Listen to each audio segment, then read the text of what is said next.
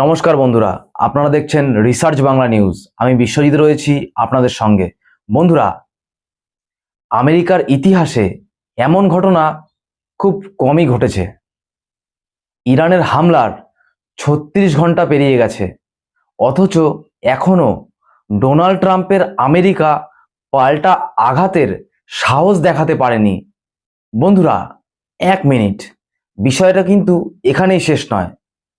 মার্কিন কংগ্রেস গতকাল রাতে একটি ঐতিহাসিক ভোটাভুটিতে ডোনাল্ড ট্রাম্পের যুদ্ধ করার ক্ষমতা কেড়ে নেওয়ার পক্ষে রায় দিয়েছে।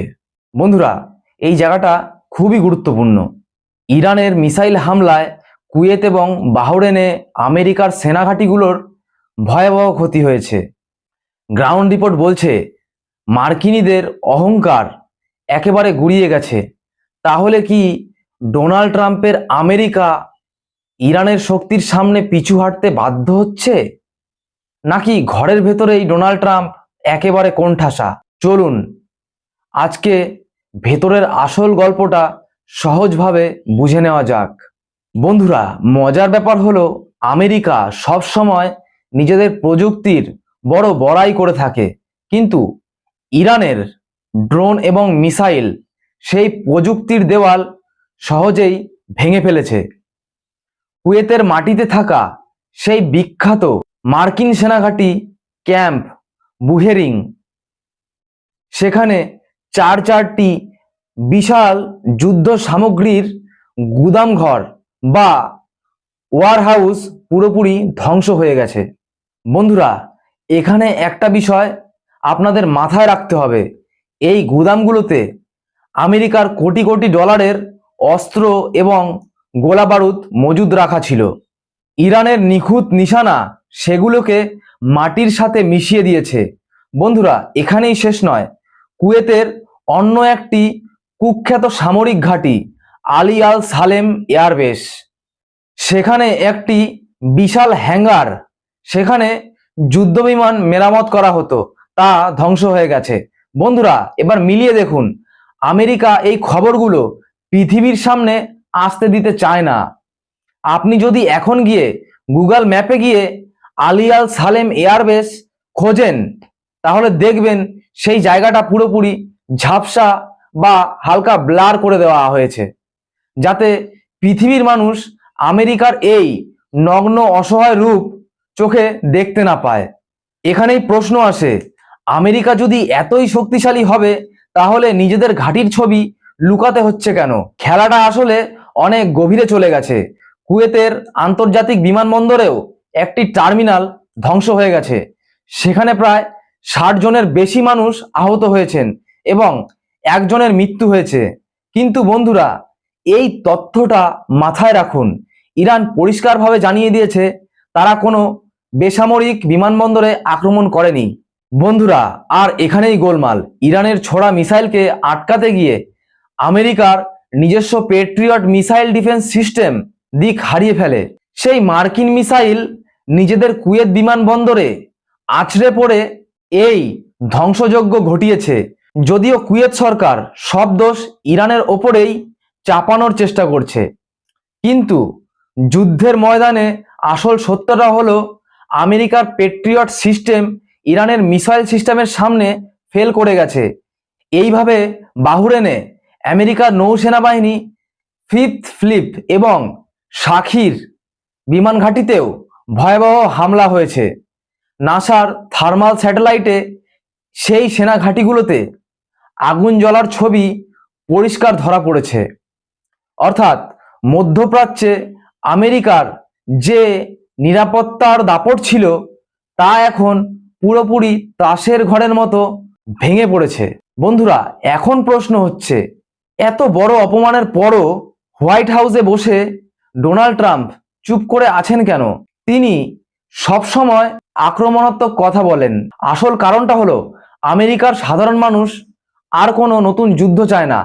আমেরিকার মাটিতেই এখন ডোনাল্ড ট্রাম্পের প্রতিরক্ষা সচিব পিট হেগসেথ এবং বিদেশ সচিব মার্কো রুবিওকে সাধারণ মানুষ যুদ্ধাপরাধী বলে নিন্দা করছে।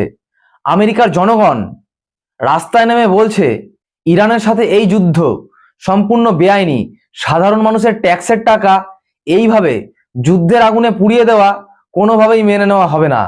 কারণ গত 96 দিন ধরে যুদ্ধ চলার পরেও আমেরিকা কিন্তু হরমুজ প্রণালী মুক্ত করতে পারেনি। বন্ধুরা, এই জায়গাটা গুরুত্বপূর্ণ। ইরান অত্যন্ত সফলভাবে হরমুজ প্রণালী বন্ধ করে রেখেছে, যা সরাসরি প্রভাব পড়ছে আমেরিকার অর্থনৈতিক চাকার ওপরে। সে দেশে তেলের দাম হু হু করে বাড়ছে, নিত্য প্রয়োজনীয় জিনিসের দাম সাধারণ মানুষের নাগালের বাইরে চলে যাচ্ছে। এর ফলে ডোনাল্ড ট্রাম্পের নিজেদের দল রিপাবলিকান পার্টির ভেতরেই এখন তীব্র বিদ্রোহ শুরু হয়ে গেছে। আমেরিকার রাজনৈতিক বিশ্লেষকরা মনে করছেন ইরানে ইসলামিক রেভলিউশনারি গার্ড বা আইআরজিসি আমেরিকাকে অর্থনৈতিক এবং সামরিক দুদিক থেকেই কোণঠাসা করে দিয়েছে, যার ফল আমরা দেখতে পেলাম গতকাল রাতে মার্কিন কংগ্রেসে। ডোনাল্ড ট্রাম্পের যুদ্ধ চালিয়ে যাওয়ার যে বিশেষ ক্ষমতা থাকে তা কেড়ে নেওয়ার জন্য একটি বিল আনা হয়। বন্ধুরা, কিন্তু তারপর যা হলো সেটা ডোনাল্ড ট্রাম্পের জন্য সবচেয়ে বড় ধাক্কা। কংগ্রেসের ভোটাভুটিতে ডোনাল্ড ট্রাম্পের বিরুদ্ধে 215টি ভোট পড়ে, আর ডোনাল্ড ট্রাম্পের পক্ষে ভোট পড়ে মাত্র 208টি। সরাসরি হেরে গেলেন ডোনাল্ড ট্রাম্প। সবচেয়ে বড় বিষয় হলো নিজেদেরই দলের 4 জন রিপাবলিকান সদস্য ডোনাল্ড ট্রাম্পের বিরুদ্ধে ভোট দিয়েছেন। ডেমোক্র্যাট সদস্যরা একজোট হয়ে ডোনাল্ড ট্রাম্পের এই যুদ্ধবাজ নীতিকে পরাস্ত করেছেন। ইতিহাসের পাতা উল্টালে দেখা যাবে ঠিক এইভাবে 1973 সালে তৎকালীন মার্কিন রাষ্ট্রপতি রিচার্ড নিক্সন কংগ্রেসের পরাস্ত হয়েছিলেন। তার ঠিক 24 ঘন্টার মধ্যে আমেরিকাকে ভিয়েতনাম যুদ্ধ বন্ধ করে পালিয়ে আসতে হয়েছিল। আজ ডোনাল্ড ট্রাম্পের অবস্থাও ঠিক সেই রকমই হয়েছে। বন্ধুরা, এই যুদ্ধের পেছনে অন্য একটা বড় ষড়যন্ত্রের কথা সামনে আনছেন রিপাবলিকান দলের অন্যতম নেতা টমাস ম্যাসি। তিনি ডোনাল্ড ট্রাম্পের ঘোর বিরোধী হিসাবে পরিচিত হয়ে ওঠেন।